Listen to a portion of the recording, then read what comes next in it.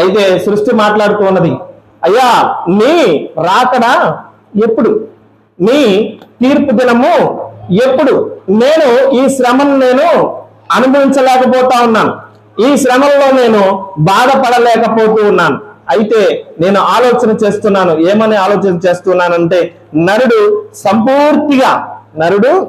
సంపూర్తిగా తన యొక్క జీవితాన్ని సరిచేసుకుని దేవుని యొద్దకు ఎప్పుడు చేరతాడా అని నేను ఎదురు చూస్తూ ఉన్నాను. మానవుడు తన యొక్క జీవితాన్ని, తన యొక్క నీతి ఆలోచనలు, తన యొక్క ఇబ్బందికరమైనటువంటి ఆలోచనలు ప్రతి ఒక్కటి కూడా మార్చుకొని ఎప్పుడు సంపూర్తిగా దేవుని యొద్దకు ఎప్పుడు చేరతాడా అని నేను ఎదురు చూస్తూ ఉన్నాను. అప్పుడే ప్రత్యక్షత అనేటువంటిది ఎదురవుతుంది. ఆ ప్రత్యక్షతలో నూతన సృష్టి, నూతన ఆకాశము, నూతన భూమి అన్ని నూతనమైనటువంటివే ఉంటాయి. అక్కడ శ్రమలు ఉండవు, అక్కడ ఇబ్బందులు ఉండవు, అక్కడ వేరే రకపు ఆలోచనలు ఉండవు.